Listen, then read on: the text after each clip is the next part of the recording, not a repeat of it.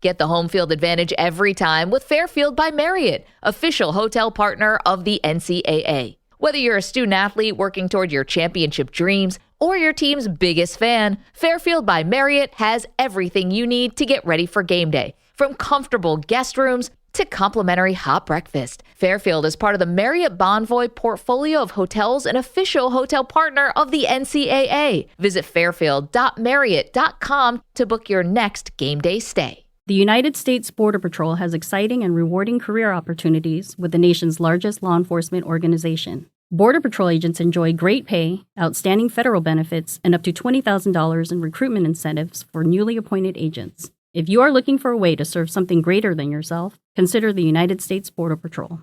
Learn more online at cbp.gov/careers/USBP. That's cbp.gov/careers/USBP.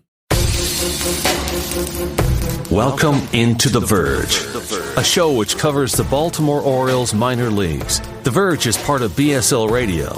Baltimore Sports and Life is dedicated to analysis and discussion on the Orioles, Baltimore Ravens, and the University of Maryland. The site has a team of writers providing coverage of those teams and houses live streaming content weekly. Join the conversations at the message board, like BSL on Facebook, and follow BSL on Twitter.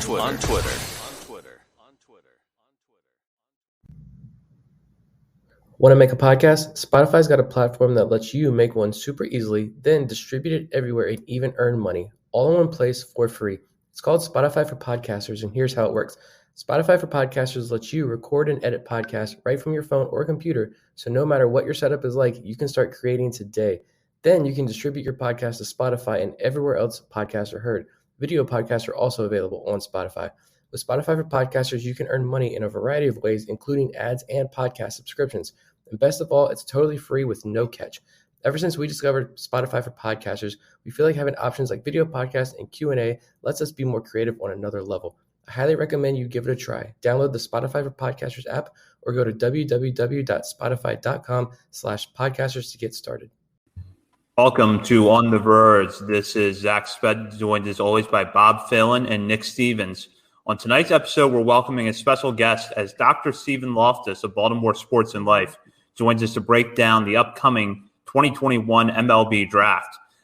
In that discussion, we're going to take a little bit closer look at what the Orioles draft strategy might look like and the players that they could be considering at number 5. In addition, Bob, Nick, and I will be doing our weekly segment in which we highlight a player outside of our top 30 prospect list that has impressed us of late, and that will give us an opportunity to quickly recap some of the opening action from the Florida Coast League that took place on Monday. So that will be on tonight's episode. But first, On the Verge is brought to you courtesy of Mercer Floor and Home Carpet One. Mercer is a third-generation family business. It was established in 1959 and is located on Main Street in beautiful, historic downtown Westminster, Maryland. For all of your flooring needs, think Mercer. So as we do each show, typically at the end, but tonight we're going to do it at the beginning. We profile a player outside of our top 30 prospects list and talk about what they've done lately, whether it's been an impressive game, an impressive week, and explain why we think they should be on your radar. So starting us off tonight is going to be Nick. Yeah, this one, well, I got 2. I'm going to cheat because I have to mention the other one. But I want to mention Christopher Cespedes, and he's not going to be a top 30 prospect anytime soon. I'll get that out of the way now. But over the last week, he did go 5 for 21, so only a 238 average. But he hit 3 home runs, and 2 of those were grand slams for Delmarva. So, he's hitting 209 for the year, 34 strikeouts in 30 games. He's also like 23. I think he's about to turn 24 years old. So minor league phase, Rule 5 draft guy a couple years ago. Orioles drafted him for those high exit velocity numbers that he had. He's showing them off. He's having his moment. So shout out to Christopher Cespedes. And I also real quickly just want to highlight Zach Peek and Houston Roth. Houston Roth, the guy out of Ole Miss, the Orioles drafted recently. Zach Peek, of course, part of the Dylan Bundy trade. Peek started twice this week against Fredericksburg, and Roth relieved him both times. And combined, they went 17 innings, allowed just 2 runs, walked 3 guys, and struck out 24. So I was glad to watch those 2 starts, and I'm declaring the Dylan Bundy trade a victory in the Orioles' favor.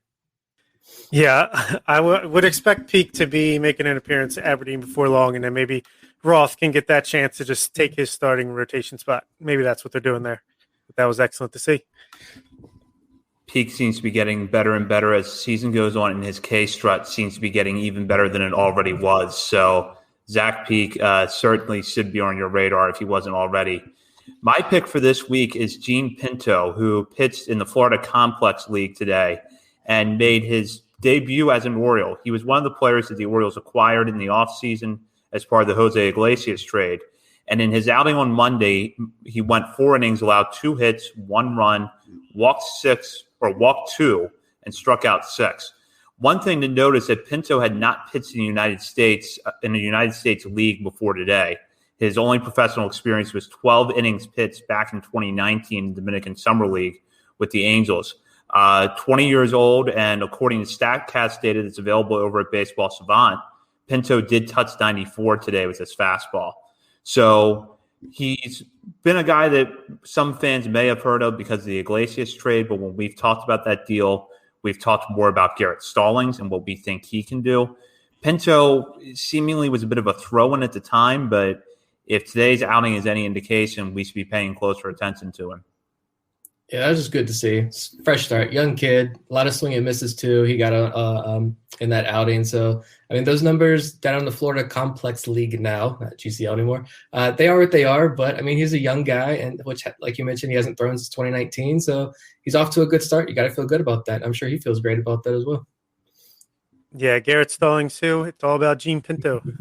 No, it's just good to see these guys get professional bats, and that ties into my player who I picked, who is Luis Gonzalez, the former Arizona Diamondback outfielder, turned 19 or 18-year-old. No, he played center field. He batted like 3rd or 4th in the lineup for the FCL Orioles, and he went 2 for 3 with a double and a walk.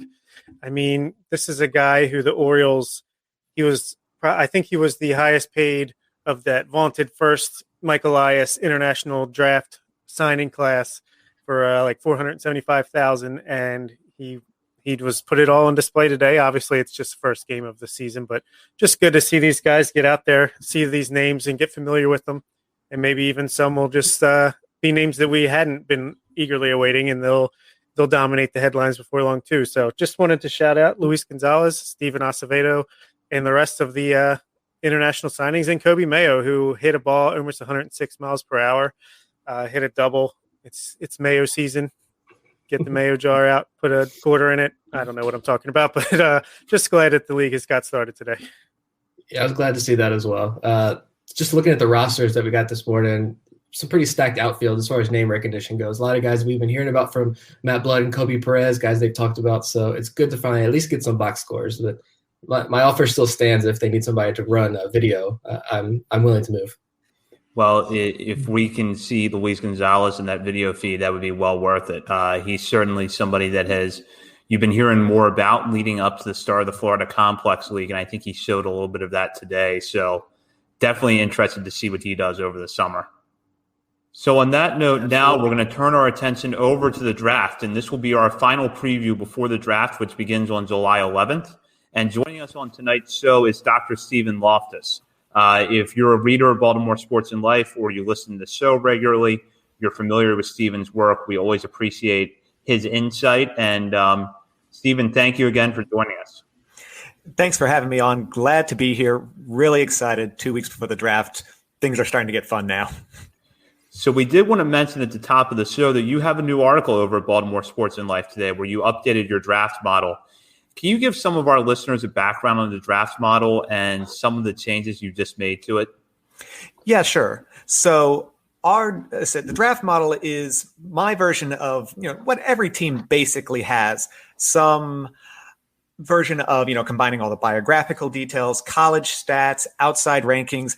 Thing I don't have is internal rankings, of course, and any other information that we have to a single score of some sort of form for the players. Now, in this case, so the thing that I led the article with, I'm a statistician. That's my training. That's what education was in. And one thing that's drilled into us all the time is that all models are wrong. Every model, no matter how good, is wrong. Some are useful. So I'm constantly making changes to the model. So in the last month or so, I've completely overhauled a lot. all sorts of things of how I adjust the college stats, for quality of opponents, accounting for, the fact that some guys might hit 400 in 20 plate appearances, and that doesn't mean as much, adjusting all of these things, just lots of little adjustments. And there was a lot of movement, lots of players moved around, moving up and down. And it's really interesting to see how some of these changes have turned out. Guys like, things that we expect to see. Jack Leiter finally made his rise up from what was before like 7th in the mob. Now he's 2nd overall. A lot of things are now coming into line right before the draft hits, in 13 days. So you were last on our show in April. And at that point in time, it seemed like it was the two Vanderbilt pitchers, Jack Leiter and Kumar Rocker, were still kind of seen as the top options to go first overall to the Pittsburgh Pirates. Now we're closer to the draft, but yet the mock drafts that are coming out seem to be all over the place, not just with the Orioles, which we're going to talk about a little bit later on, but really with those top 5 teams and with those top 5 picks. Do things sometimes feel just as uncertain now as they did in April when we were much earlier in the season? I mean, it does seem like there's more uncertainty. Like even if you extend it out past Rocker and Leiter, the top 4 seem pretty well set with the two of them, Lawler, Mayer, and Henry Davis. He wasn't quite there as a solid 5th, but there seemed to be like 4.5 solid spots there. Now you got a top 3 of, again, still Leiter, Lawler, and Mayer. But beyond that, no one's really sure on those last 2 who's rounding out that top 5.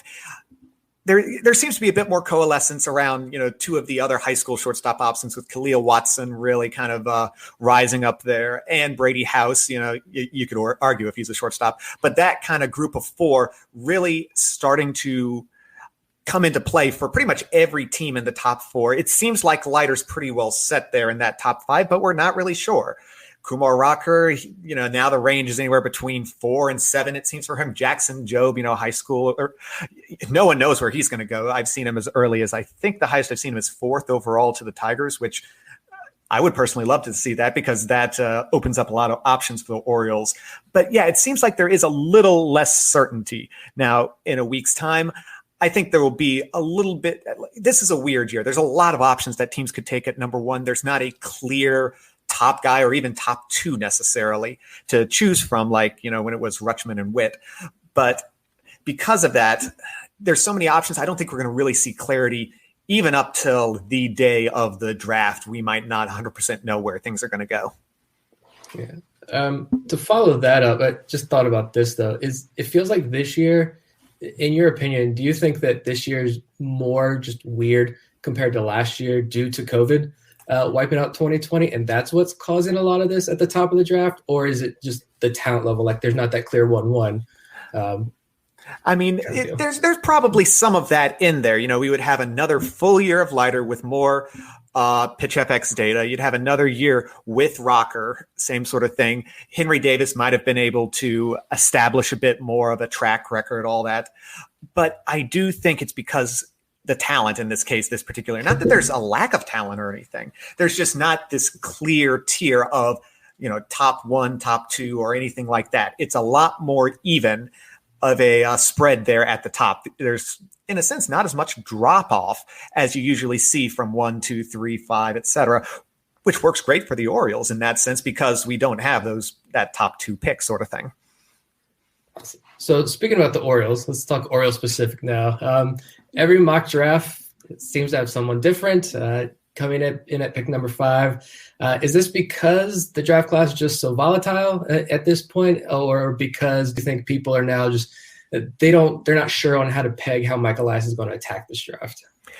A bit of both. I mean, I think people are really, as upset as you can get about this stuff, upset that they missed the underslot last year so badly. And so I think there might be, even in some cases, maybe a little overstatement of how much underslot possibility there is. I do think there is some this year, and this is a year where it could absolutely happen. But I think there's a little bit of an overstatement of it.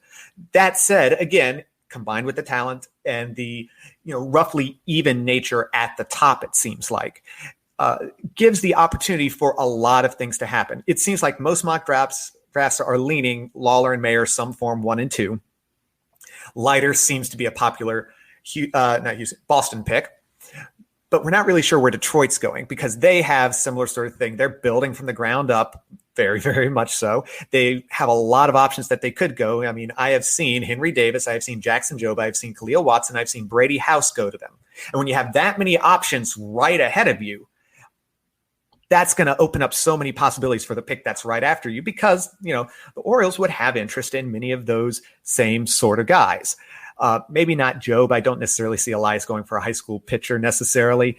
That might be my own bias. These high school pitchers are just such a rough way to go on that end of things that I would find it hard to think that the Orioles would go that route. But again, still, there's so many opportunities there, both at 4 for Detroit and 5 for the Orioles, that you're not going to really find a consensus at that point. It would be really, really hard to find. And again, I don't think we'll see any sort of consensus even on draft day. Okay, so what do you make of a couple recent mock drafts? One is MLB Pipeline's latest with having the Orioles take Henry Davis at number 5. And I know Baseball America just came out with Khalil Watson going to them today. But back to Davis, does he even fall to that spot at number 5, do you think? And if so, would the Orioles pick him? I don't know if he falls because, again, Detroit, there seems to be intel coming out of, the Pittsburgh, Texas, Boston sort of camps that seems to have somewhat of a coalescing around those top 3 picks. But Detroit just is where things can just go awry real fast. So, again, there's definitely a chance that Davis falls to the Orioles. Definitely could happen. Would they take him? And that's a tough one because if you're the Orioles, if you're taking Davis, you're not seeing him as a full-time catcher. You're seeing him at best, taking that 5th day, give Adley a break, 4 or 5 years down the line. You're seeing him as a corner outfielder or a third baseman. And in that case, you really have to believe in the bat, especially once you get him out to the corner outfield. You really have to believe in the bat as something special that can play in the outfield. He absolutely can play those positions. He's not a complete plotter behind the plate or anything like that. He can move well enough and has enough athleticism that he should be able to handle those positions, well enough. Decent chance that it's a tick below average or that sort of thing. But you have to really believe in the bat. And when he moves off of catcher, he really does lose a lot of value. It's a real big question at that point because, again, you have to really believe in the bat, first of all. And the fact that you're moving them off of the premium position. Now, granted, catcher, I think, is going to lose some of that premium once they go to the, the automated strike zone. But it's still, once you move them off that premium position, you have to believe in the bat even more. I don't necessarily see the Orioles going for that. I think there are better options there at 5, even if they take one of the players that I personally like better, like Khalil Watson. I like Khalil Watson very much at 5 for the Orioles. And even if Detroit takes him, I still think there are better options there than Davis. I tend to agree with you, but let's just say, all right, he falls to 5. The Orioles believe in the bat. They draft him. Do you think they would, or should even, try to develop him as a catcher for a while before transitioning, or just immediately transition him off a catcher, kind of like keep it as an option while working him in at other places? How do you think they should handle that? If that were to happen? There's no harm in keeping him behind the plate, but you have to look for at least a certain amount of time, but you have to look further down the line of where his ultimate role would be if both he and Rutschman are on the team. Like, you're not drafting him to be trade bait or anything like that. You're drafting him to be a part of the organization. So, like, if he's catching 2-3 days a week, maybe he's catching more in his first year as he's transitioning to the professional lifestyle, all of that sort of thing. But long-term, starting in an instructional league this fall, you get him out on the infield dirt because that's where you have at least a little bit more value. If you think he can play on the infield dirt, that's where you get him out there in October, November. And from there, maybe he's catching 2 days a week, just to keep his hand in there and all that sort of thing, because, that sort of positional flexibility does have value, and to completely remove that from his equation would be a disservice to him, I think, in that way. So we're going to go a listener question here that we got from the message board over at BaltimoreSportsAndLife.com, and this comes from 2035. Some what-if questions. If Leiter happens to be there at 5, would Baltimore take him or pass? Let's assume the top 4 are Lawler, Mayer, Davis, and Watson. Let's now assume the top 4 are the same 3 shortstops in Leiter instead of Davis. Would the O's take Davis? And then the last part of this question is, in what order do you think the O's rank the 4 prep shortstops and are all in play for them at 5? Okay, so first off, with the Leiter going at 4 and Davis is sitting there at 5, do they take Davis? As I said, I don't think so. I still think there's value there that surpasses Davis on that one. Even if you go the underslot route and all that, I think there are better options there. So setting that one aside, if Leiter is there at 5, that could get interesting because, as of right now, as I said, I have Leiter as my number 2 draft score on the board. He has put up an incredible season. There are some slight question marks, like he has a higher walk rate than you'd really like to see. He's given up more home runs than you'd really like to see. So would they take him at 5? I think at that point, it would really all come down to, do you have to pay him like the number 2 guy or pay him like the number 3 guy? Finances are, this whole process is far from independent of finances. And so I think, can you get away with paying him first off, like the number 5 guy? Because he could play the hard line and say, I want to get paid like the number 3 pick where I thought I was going to be, at which point I don't think they would overpay for him. I don't think they would go that route. But if he was willing to, play at the 5 slot and even take a little bit less, that's a tough one. Because at that point you still have available Brady House, and I have Brady House coming in at number 6. So there's a pretty hefty difference, I will admit, between their scores, about 10 runs worth, which is a lot. It's the difference between, let's see, it's like the equivalent of getting an extra number 30 pick basically in the draft and in back of the first round pick in terms of value. So that's a real tough one, because Elias has shown that he's more willing to wait on pitchers. I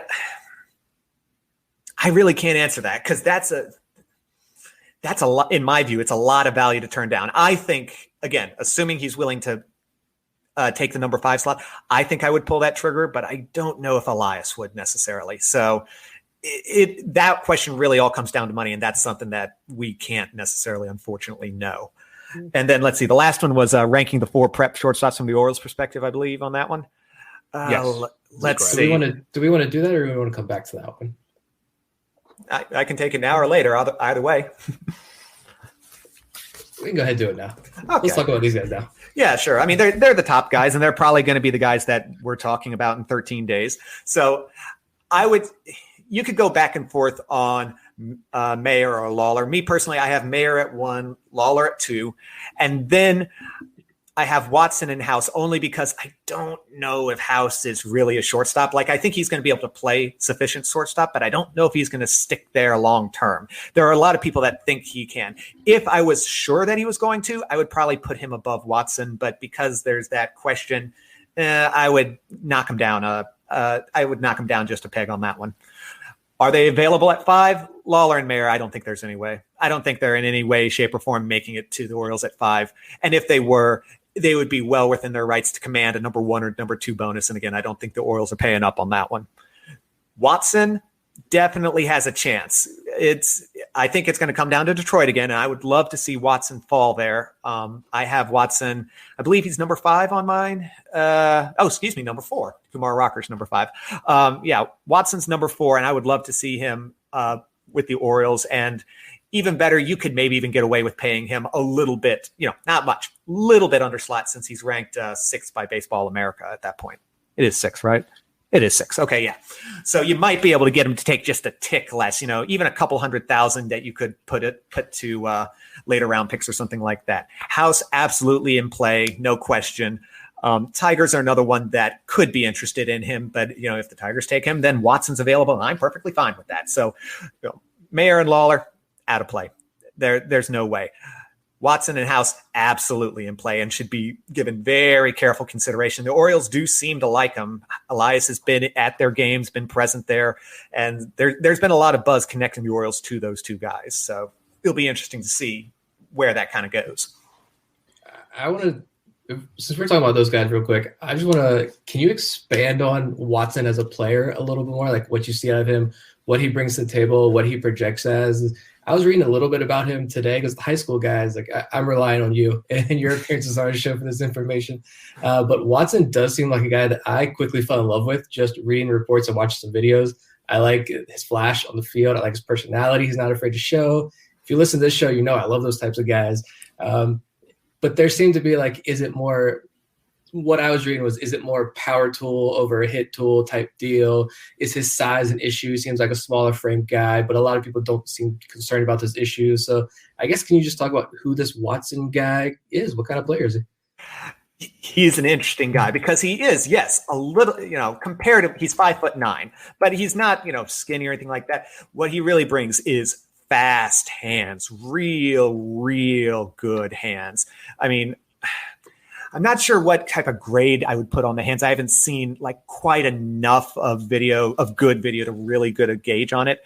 But, when you think about guys with fast hands, you think guys like Javi Baez, and that's the type of guy that you could dream on a little bit in that sort of way, in terms of that sort of power. Because Watson is able to, even though he's a little guy, he's able to turn those real fast hands into, guys are putting, with a 5'9" guy, you would not expect 55 grade power or anything like that. You would expect much less. And, 55 doesn't sound like all that great shakes. But again, when it comes in a package that size, that's not bad there.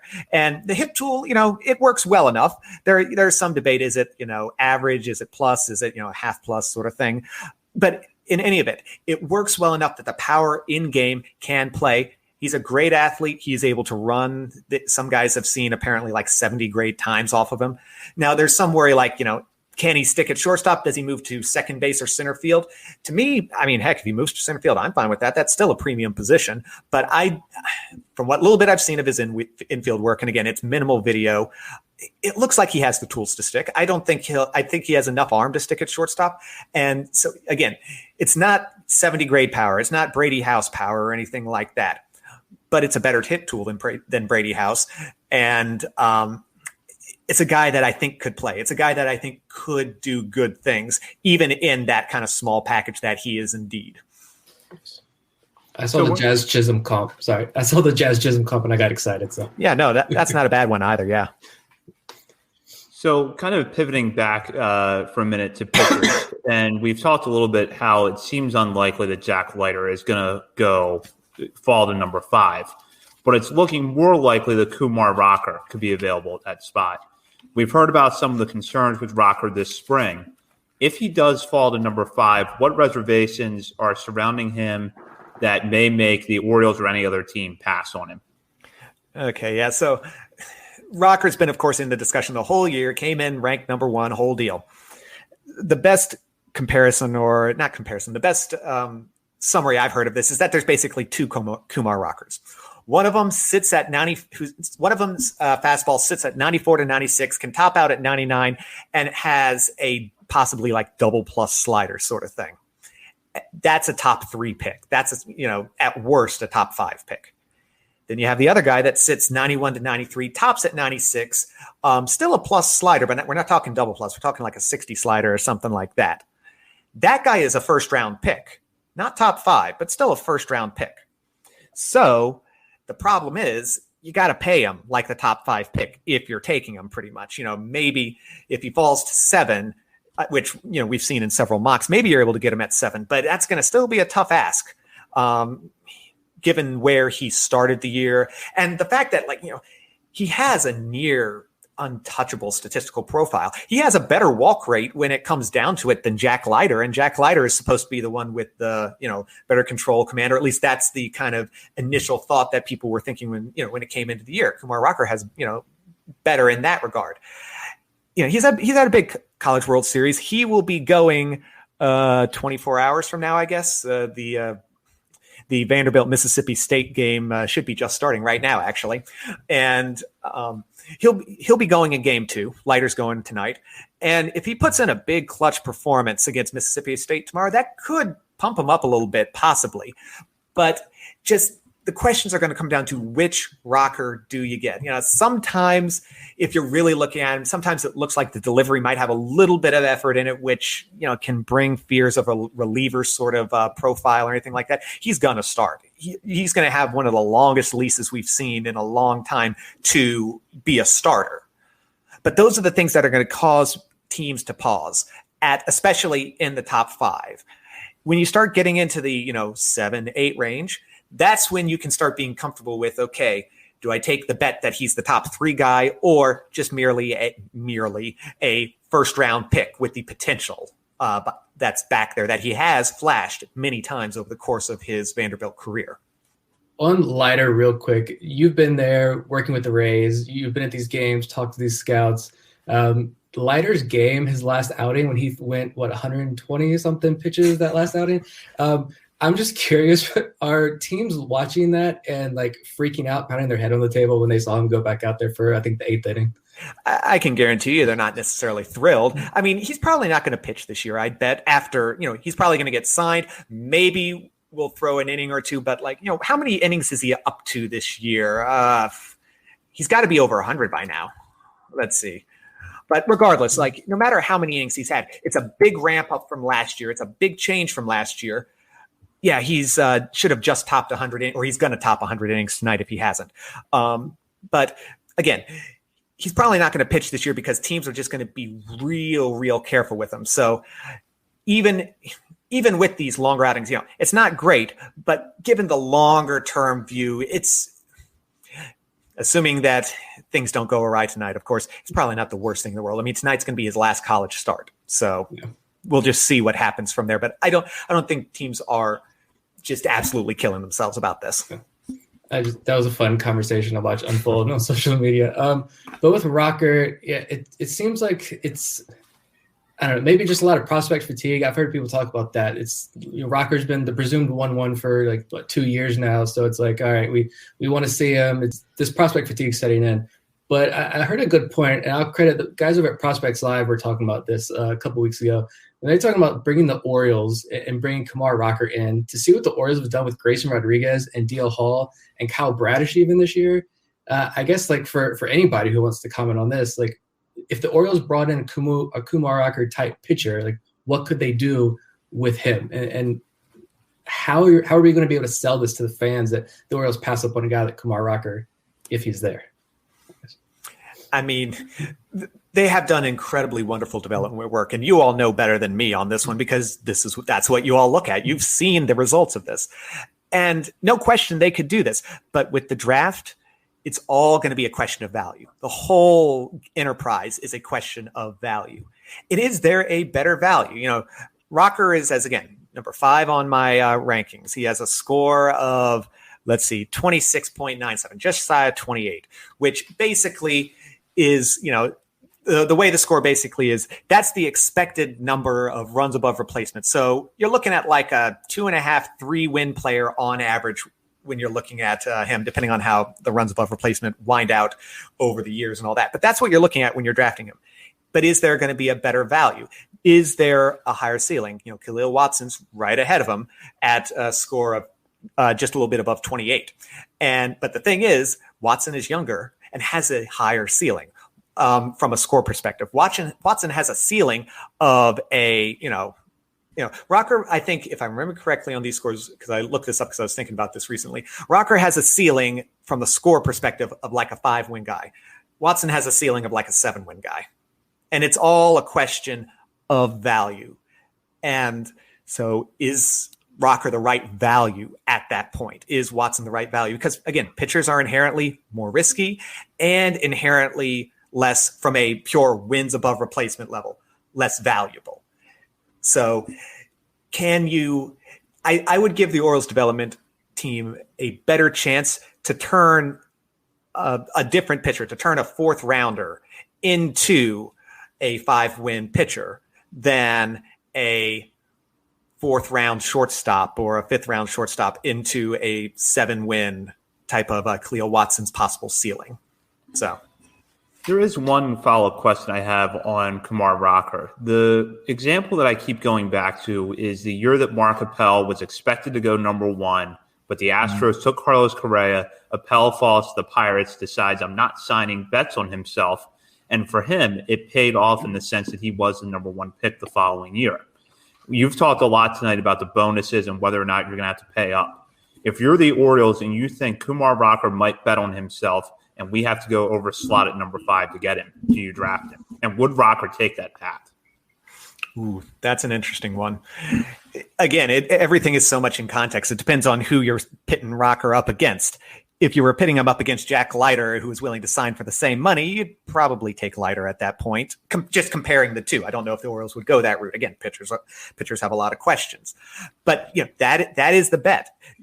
Are the players that are there, if they go back, are they going to become those number 1 guys? Same thing with high schoolers for that matter. So I remember with the Rays 2017, we drafted Brendan McKay at number 4. We went back and looked at some of the high school reports. They had him as like I'm trying to remember it. So our system had guys at like 1A, 1B, 2, 3, 4, 5, where 1A, 1B were the highest. The Brendan McKay high school report was like a 3. And at the end, when he was coming up there, he was a 1A, and we joking like, see, this is what those 3 high schoolers can turn into in 3 years, sort of thing. So it is a bet. So you could ask the exact same question of, Khalil Watson or someone like that. If you pass on him, if you draft him and kind of undersell him on the slot, and he's going to he's signed by NC State. If he went to NC State for 3 years, don't think it's going to happen. But if he did, what's he going to look like in 3 years? What's the possibilities there? So that is admittedly the bet. Again, I don't think the Orioles would take that risk on Rocker. It would really, though, I think that one's going to come down to information that I don't have in my model, particularly the pitch FX information, because they have it and they have studied it to no end on Rocker. And that's, they've seen his down days, the days when he's pitching 91 to 93. And they've seen the spin rates on those. If the spin rates are fine, if they think it's a blip, if they've checked out the medicals and all that, maybe they consider it. But again, I don't think I see it. It would be a surprise to me if they went that route. Switching gears a bit, just from reading Twitter and Orioles fans all over the place, it seems like most of them want either Leiter or Rocker, one of those Vandy arms, or a high school shortstop. That's the exciting picks. And some are even warming up to Colton Cowser, including Eric Birdland, who took him in the Prospects Live mock draft and then got a nice steal in the second round with James Woods. Shout out. But what about Sal Frelick as an option? Last time you were on, you mentioned seemed like his trend was going in the wrong direction. But how did he finish the season? And you think there's any reason to keep an eye on him as the 5th pick? So, yeah, it seemed like right as we were talking, he had started kind of arresting that downfall. He got off to a real hot start, went through a little slow stretch. And then from literally the last podcast that I was on to the end of the season, he batted his season line. He just basically stayed constant. So the last unfortunately for him, his season ended early because Boston College did not have a great year. But his last end of the season line, basically from podcast on, was 352, 434, 521. So there are tools there. There are tools that definitely can play. Like he is a 60 center fielder, 60 speed, 60 bat type of guy. He walks about the same rate as striking out. We're talking about 12% this year, something like that. But there are some questions, and this is the big one for me, and namely, the power isn't there. We're talking like 40, maybe 45 grade power. Now, yes, it's possible that he adds some there, but the thing is, he seems to be at his physical maturity level sort of thing right now. Well, for a comparison, he's 5'9", 175, and Khalil Watson is pretty much the same size. And Watson's grading out at 55 power, Frelick's grading out at 40 power. 40, 45, depending on who you look at, of course. So the lack of power for me is a bit of a concern, especially at that low of a rate. So there are tools there that you could absolutely see him picked at 5. And if he does, he better sign for take a major cut there. It better be for a big underslot signing. I still think there are better underslot options if you're going to go that route with him. But I can see why. I truly can see why. But for me personally, there's enough questions with the lack of power that I think there's just going to be a lack of value there longer term just due to that at this point, especially once he switches to wood bat. So looking at the other outfielder that has been mentioned a lot as a possible underslot pick is Colton Cowser. Can you talk about what kind of player he is, what put him into position to be an early first-round draft pick, and what kind of player he projects to become the next level? Yeah, so I've liked Colton Cowser for a little while. Let me check my notes here. I mean, basically the main reason why he's up this high is he has hit. He has always hit. He has been a hitter. Even when you start talking about the conference that he plays in, he has just always been a hitter. So, I mean, honestly, if he put up like 80, 90% of the production that he put up at Sam Houston, and he did this in the ACC or in the SEC, he'd be a top 5 pick. He would be teams would be loving to try to get him in their organization. So what we're looking at with him, this year, now granted, yes, small conference, all those questions that come into there, but we're looking at a slash line of like 374, 490, 680. So we're looking at about 300 ISO, give or take. So has power to play with, walks more than he strikes out, walked 17% of the time, stole 17 bases, which is for him an 85% success rate. Even more, he's played for Team USA back in 2019, I believe, and had good wood bat performance. And the thing is, like, he's consistently been able to catch up to fastballs when he's faced, harder velocity, all that. So the fact that he's able to catch up to those fastballs, really able to turn, doesn't swing and miss at them, really is kind of allaying those concerns about the small conference sort of background that he has. So, and from a body sort of perspective, so we're looking at like 6'3", 195, a little on the skinnier side, skinnier in terms of, if you're looking at BMI, skinnier than Sal Frelick, has a better power sort of potential, even though he is, skinnier, quote unquote. So you have a couple of options. If he stays more on the skinny side, he absolutely has the tools to stick in center field. If he bulks up a little bit more, you would expect more power is going to come with that. And yeah, you move him out to left field, or left field or right field, but he has a solid enough arm that could work with. But, just as he is, we're looking at a left-handed bat that has a good chance to stick in center field, that has pop, that has speed. All of those are things that really you can build on. And the one question you have to ask is it all a small conference, mid-major illusion? But even some of the things behind that have made evaluators say that, yeah, I'd be willing to bet on that profile. Honestly, if you're going at an underslot, he's the guy that I really like at that. Because, Baseball America has him at number 11, which if the Orioles paid him at the 11th slot, that's $1.5 million, I believe, in savings. And you could spread that around. And with what you're getting at that point, so let's see. I have him ranked, he is 13th in my model rankings at about 16. He's back behind a few pitchers. There are a lot of good college performers who've seen their stock rise. But again, at that point in time, that's a value that I'd be willing to take an underslot bet on to, give to the development team and see if they can really tap into that power that he seems to have. So we had a question on Twitter, and this is more about players in general and not specific to Colton Cowser. For college players, how much in which conference they've played in factors into a team's evaluation? Yeah, it definitely comes into play. Certain teams, certain organizations are going to lean more heavily on the big conference guys. Teams are going to like, okay, yes, this guy has faced SEC pitching, which is no question, the best conference in college baseball. The fact that no matter who wins the College World Series this year, 7 of the last 11 champions have come from the SEC tells you enough right there. So there are teams that are going to love that. The other kind of, it's not a bias exactly, but the other benefit that those players have is the fact that big conference guys are going to see a lot of time in front of TrackMan. So you're going to know the exit velocities. You're going to know what they have there. You're going to see the spin rates on those guys. You're going to see what they really have. And those things don't have a conference effect. Those things don't come into play. So the fact that large conferences have that, there's going to be a bias towards those guys because of that extra information. Again, how much it is hard to say. I include conference effects in my model. So I calculate and include a strength of schedule component in some portions of the model. I believe probably the most influential one actually is secondary strength of schedule. So the win percentage of the win percentage. I forget, but look up secondary strength of schedule. I forget the exact description for it, but basically how your opponents did. And that has shown some predictive effect where guys who played a better secondary strength of schedule, i.e. a stronger conference, more or less, tend to wind up doing a little bit better in the longer run. Not a huge effect, but a little effect. I like that. I'm kind of sold on Colton Cowser, if that's the pick as well.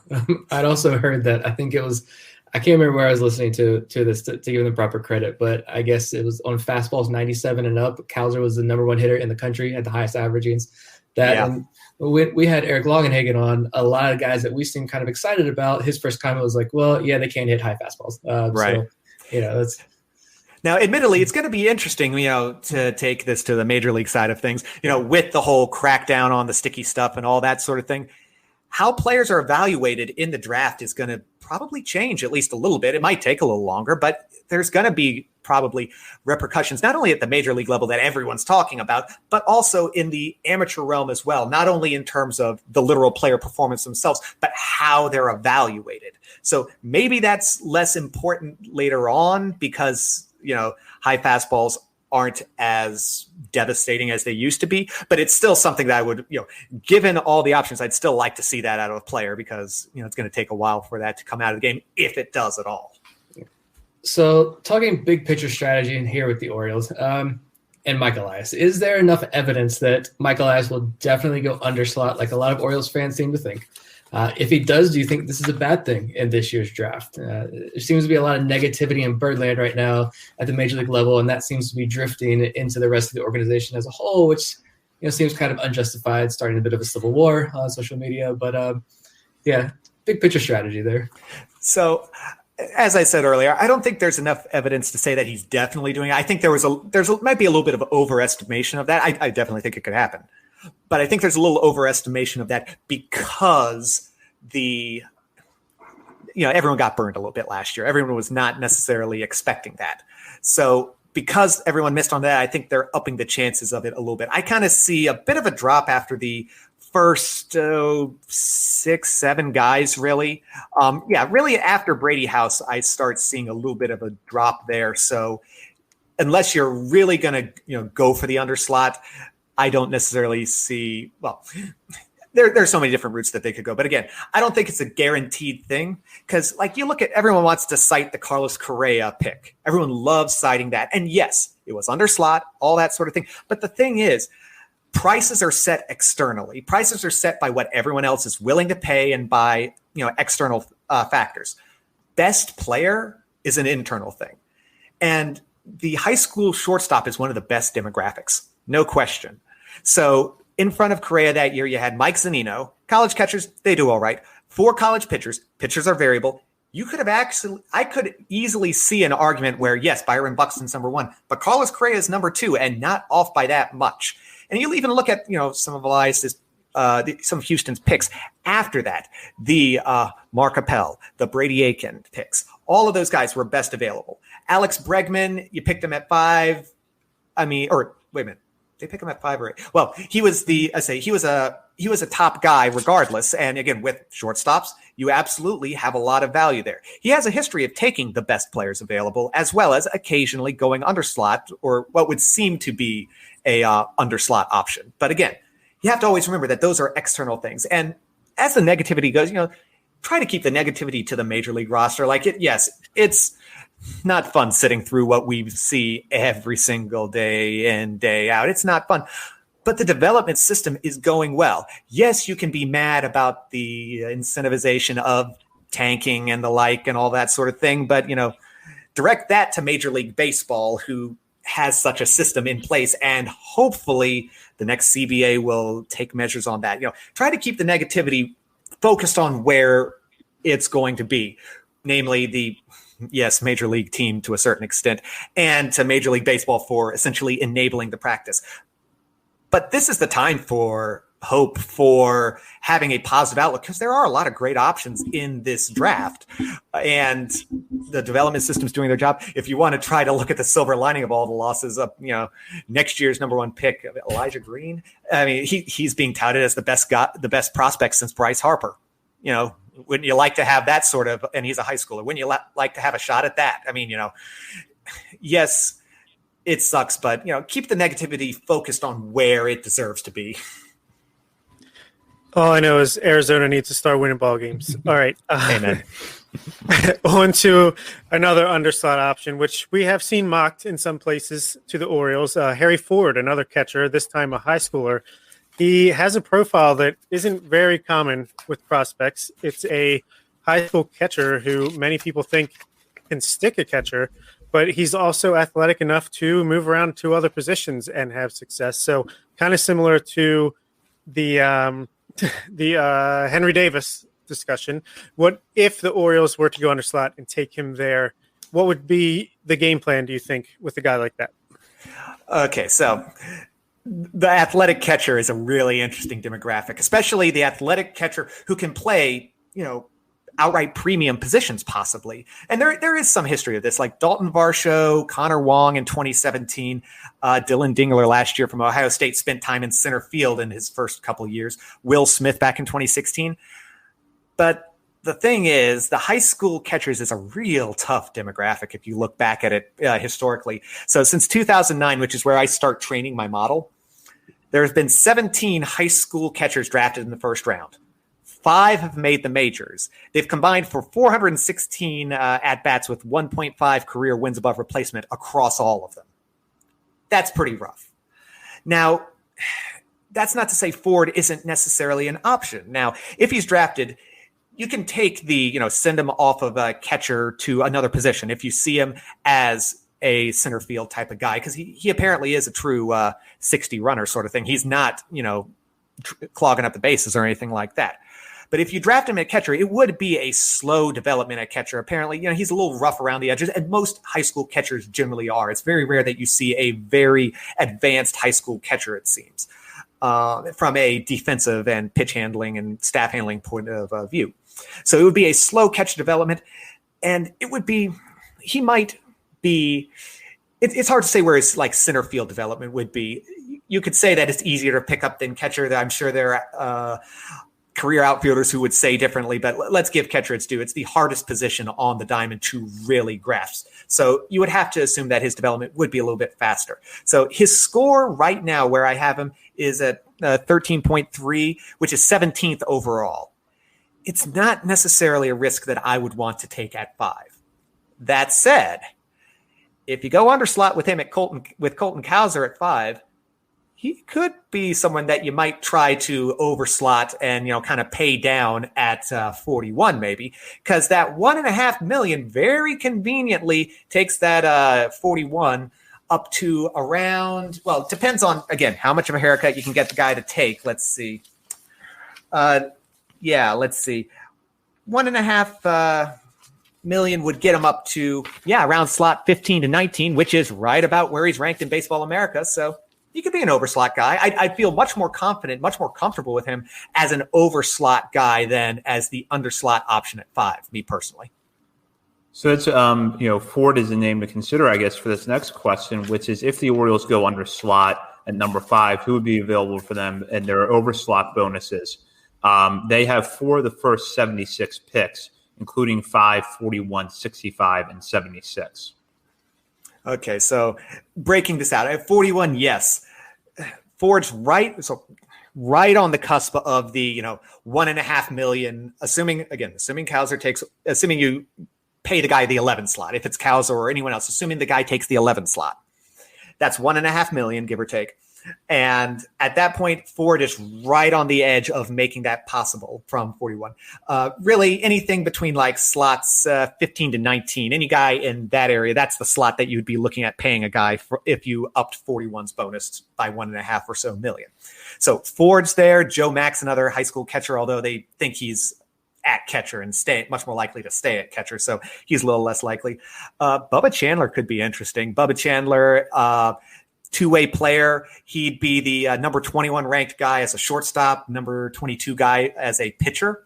So he's actually a 4-star QB and is signed by Clemson right now. So you'd have to not overpay. You'd have to definitely pay him. You couldn't pay him 41 money. You'd have to pay him to make him an option possibly. So he's a guy that could be interesting if you want to go the college route. Because really, if you're overslotting a guy, it's high schoolers or college age eligible sophomore type of guys or really big talent types. So if you're willing to take the risk, Gunnar Hoglund could be a guy. He was looking like a top 5 guy before he tore his UCL. Right now, Baseball America has him ranked 18. My draft model doesn't care that he tore his UCL, only to the effect that he lost some innings and opportunity to throw. But my draft model has his score at number 10. If he, hadn't tore his ACL and the season had just stopped there, he'd be the number 10 guy. So if you're willing to take the risk, take a look at the medicals, do the due diligence, he could be a guy that could be overslotted and, got in for number 21, 22 sort of money. And even then you'd have a little bit of opportunity. As you go further on down, there are a bunch of other guys that you could dream on. I mean, let's see, Will Taylor actually is another Clemson football recruit who's ranked 26, who you'd have to pay. You could get him at 41 or maybe even 65, depending on how much you pay up. If you want to go high school pitchers, if you're really have that sort of appetite for risk. Chase Petty threw 102 miles an hour in a bullpen this year. He's a guy that you could maybe try to price down to 41 or 65. Let's see. I'm trying to think. Frank Mazzucato is another guy who's had a big jump up over the year. You could maybe play him down to 65 if you're willing to pay up a bit. Let's see. College guys. Troy Melton had a decent year out on the West Coast. He's a lot lower ranked, but he's been a performer. So you might be able to get him for even underslotting at later picks if you had to. If they did the thing that I very much not expecting, sign Rocker for a little bit extra of a bump of money. Troy Melton could be a guy, essentially the reverse of this, save a little bit of money later on, who's a performer and has some opportunities there. So again, there are definitely options there. And there are some exciting ones. I mean, I'd be really excited about Gunnar Hoglund. I'd be excited about Harry Ford as the underslot guy. Chase Petty, Mazzucato, all those guys. I would be excited for them to be the underslot guy, depending on who the overslot guy is. I have some opinions on, or not the overslot, the underslot payoff, I guess you could say, depending on who they sign at 5. I have some opinions there, but there's enough interest in that back end that if they go underslot, it's not a waving of the white flag or anything like that. So let's backtrack. What are your opinions there for number 5? I really love Khalil Watson and Brady House. I like the ceiling that those guys bring. I think I like Watson better than House, just by a tick. Those are the guys that I would really like to see going at that point. If they're just determined to go the underslot and say, get one of these really high value guys, I want to see Kauser be the guy. Like, there's a lot of discussion that it would be Frelick. Like, I see it. I understand. I'm just worried about the lack of power. Matt McClain, his score is horrible, I will say, but he's a guy that I think exceeds his score. He had a real rough first year, but there are enough tools there, and he does play a premium position, all that sort of thing. But just all that said, I really like Watson and House. I really want to see those guys in the organization and really, we've seen Gunnar Henderson rise up so much in the last couple of years from where he started to where he is now, just inside, the top hundreds and has the chance to rise even further.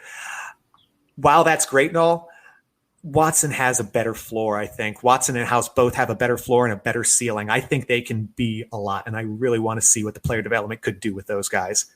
Again, if they go underslot, I want Colton Cowser. I'll be perfectly honest about that. He's the guy that I want. I want to take a bet on that 97 mile an hour and higher fastballs that he's turning around on those. Like, I don't care if it's a small conference. He's the guy I want on the underslot. Nice. Yeah, I'm curious just in general if Orioles fans are, getting kind of burned on the Kerstad pick for right now. And of course we hope he's healthy and can get back on the field. And then it seemed like, I don't know if this ever came out or if it was just rumor that Nick Bitsko was the guy that they were targeting, why they went so underslot, and Tampa Bay swiped him away from the Orioles. So I wonder if Orioles fans are now, if they see a Sal Frelick, is the roof going to collapse on among Orioles fans at that point? Again, like, there are tools there. A 60 hit tool is nothing to sneeze at. A 60 hit tool, 60 speed, 60 field, that is solid. I just think there's more that I just worry about the power. So much of the league is true. Like, your hit tool can be wonderful, but you can say defensive positioning, you can cut down on hits. It's harder to argue with a little bit extra power on that end of things. So again, yes, I do think there are better options, but Frelick's still nothing to sneeze at. He would be a good guy. And again, it's all about value. If Frelick signed for $3 million under slot and is spread across guys all throughout those next 3 picks, hey, I'm not going to argue with that. Everything has to be taken in terms of context in that way. So, don't let things develop as they will as the draft goes on. Don't evaluate the number 5 pick until we've seen at least through 76.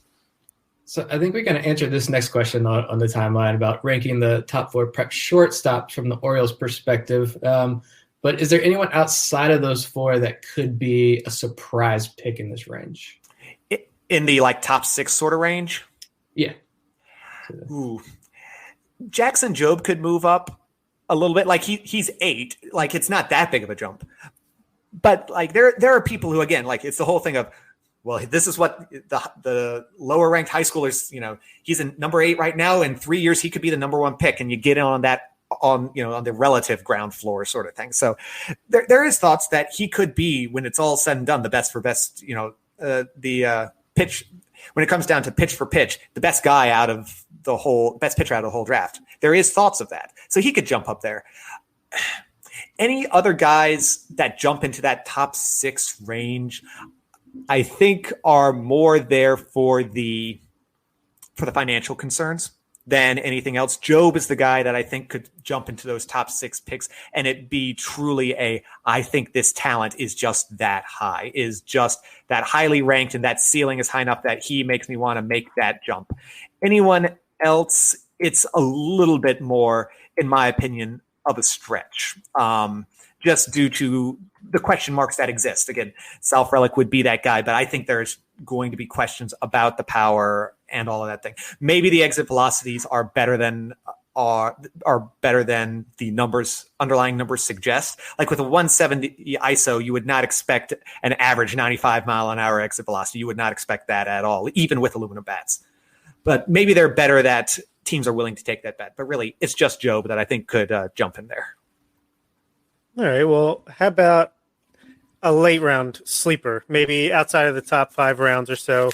Any of those guys that fit the Mike Elias mold of that power bat with maybe not quite the strike zone avoidance as you would usually expect, or maybe like a fastball curveball type of pitcher who he thinks he can mold into the next Kumar Rocker? So there are more pitchers, I think, than there are hitters in terms of that sort of range right now. A lot of those guys that are those big power bats, think like Nico Cavadas sort of thing out of Notre Dame. He's an older guy. He's going to turn he's going to be 21.7 on draft day, which is usually a senior's age, which that's going to knock, from an analytical perspective, that's going to knock his score back. There's no way around it. But there are a few guys. Let's see. So Justin Henry Malloy, this isn't the Elias mold, but he's a guy. So he's an infield guy, second base, third base, a lot of walks, above average raw that hasn't really fully tapped into yet. So he's ranked 241 by Baseball America. That's about where my model has him as well. But there's some room that could be growing there. And also, again, for that sort of thing, if you're going to get a guy who might have a little bit extra pop in there or something like that, I want him playing something other than corner outfield or first base. And the fact that he's a possible second base, third base guy, that has some value there. Let's see. Braden Olthoff is a guy that could be interesting. So Baseball America has him 168. My model has him 75. He's been a performer. He has a below average fastball, big stats, strikes out guys, controls the walks. Reports are a plus slider and plus control. So maybe a little weighted ball program might add a mile an hour or two on there. That could take him from being like back into the rotation to a 2 or 3, which at that range, if you're talking getting picked in the 5th, 6th round, you turn him into a 2 or 3 type of guy in a rotation. That's value. That's great value that you can get there. So those are the guys that I would kind of keep an eye on. There aren't a ton of incredibly great late sleepers that are outside of the top 5 rounds. There are a few guys that I like in like the 4th round range that I have a lot higher scores on because they're performers that could see a big jump. Chad Dallas is one of them. who's the Vanderbilt or not the Vanderbilt? Who's the Alabama pitcher? Dylan Smith is a second round sort of guy that I think, or that the model has based on his performance in a big conference and all that, has him as a late first rounder sort of thing. So there are more guys that are in the top 5 rounds that I think are being undervalued just because of the stats and all that than there are late sleepers outside of that. But Olthoff is one that's interesting. He's one that I could see making a jump, especially given the fact that he does have a plus secondary, plus control, plus command sort of thing. Well, the command's not necessarily half plus, but plus control and a below average fastball. There's something to build on there, especially with the performance. That's good information. He's fun to watch too. I remember watching one of his early starts, and I think the other opposing team was trying to get him a check. They're trying to check his glove for some sticky before. This was early in the season, and it turned into quite the contest. I'm sure. Pretty quickly. I liked him a lot.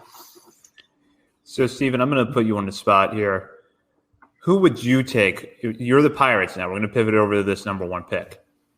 Who do you take with the number 1 pick? And do you expect the Pirates to actually make that pick, or do you think they're going to go in a different direction? The Pirates.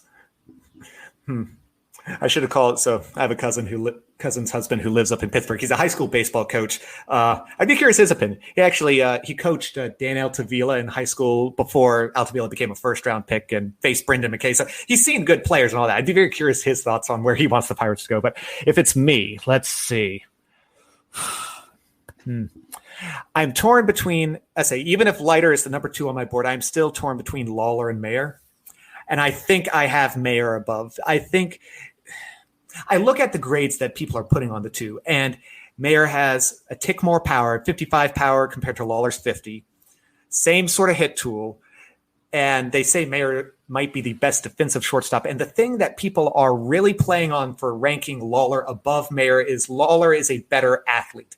Lawler has a 60 run time versus Mayer's like a 45 run time. But even with a 45 run time and that less athleticism, people are convinced that Mayer is the best defensive shortstop in the draft. And that includes college players too, or at least definitely the best high school defensive shortstop. And so I look at all that and I wonder why Lawler is ranked higher. I guess they're banking on the athleticism being able to turn into a higher tool rate. But me, I would rather bet on the tools that seem to be there and the potential that seems to be there for a little bit more power for this defensive ability that is clearly there, and a hit tool that, we're ranking at like a 60 grade hit tool. That's right there around the plus level sort of thing. And 55 power is a great thing. And he's playing a premium position. For me, I think I would lean Mayer. I think he is worth the slot that he's going to command. If he takes number 2 money, that's even better. That'd be wonderful. But if you have to pay him like a number 1 pick, I think he's going to be worth it.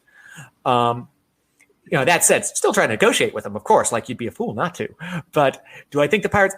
I do think the Pirates are going to go that route. If they don't, I think it's Lawler. So I do.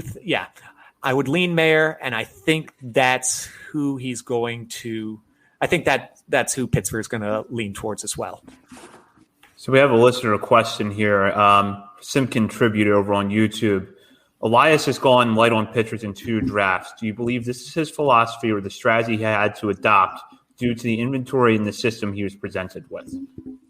I don't necessarily think so. So when you're ignoring 2020, when you're evaluating a draft, like rounds 20 through 30, or you could even in some cases say rounds 15 or 10 through 30, are all about stocking out the minor league system in many cases. Like, you take flyers, you do draft and follow guys, but you need to make sure that, Delmarva can field a team, basically. So yes, if Delmarva was stocked with arms that can work and that you're willing to develop, sure, maybe you're going to go light in those later rounds. But looking at those top rounds, yes, he's gone light.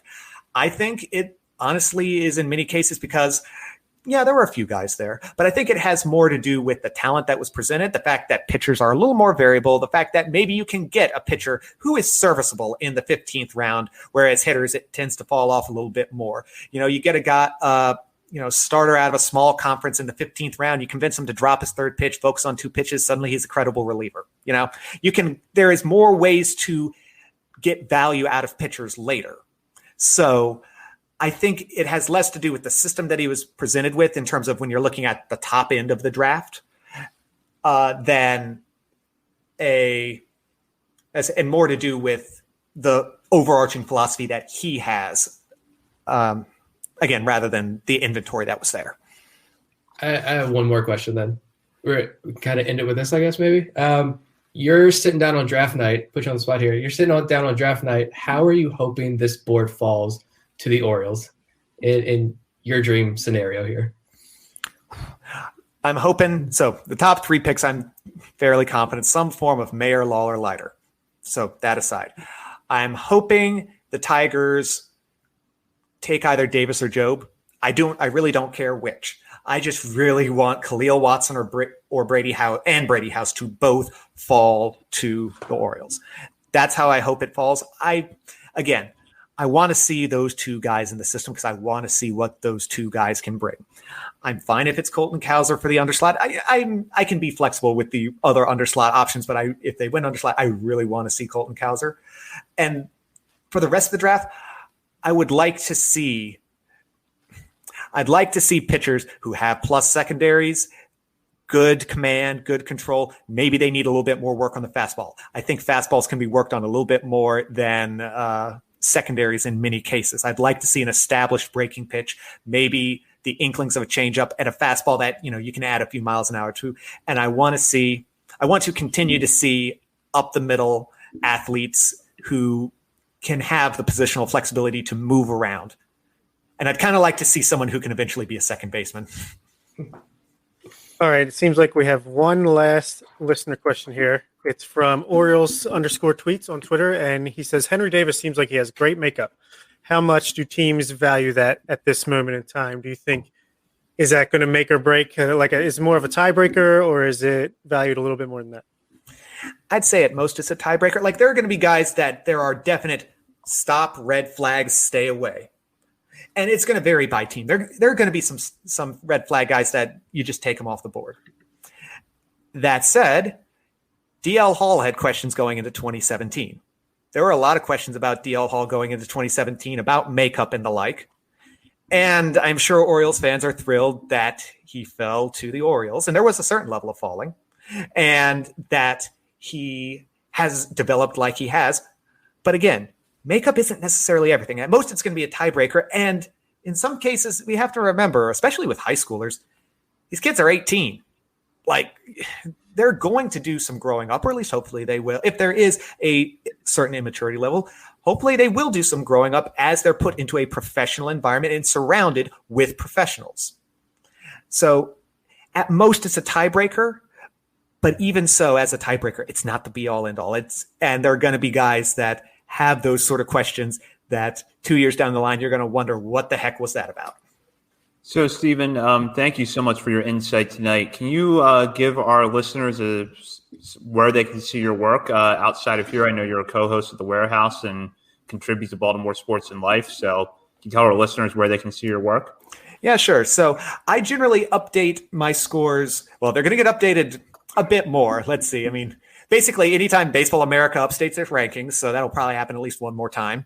And there are 3 college games left, so I'll have to update them after that. But I update the scores and post them at my personal blog, Sabermetric Sandlot, where, again, that's where you can find all the latest updates for my scores.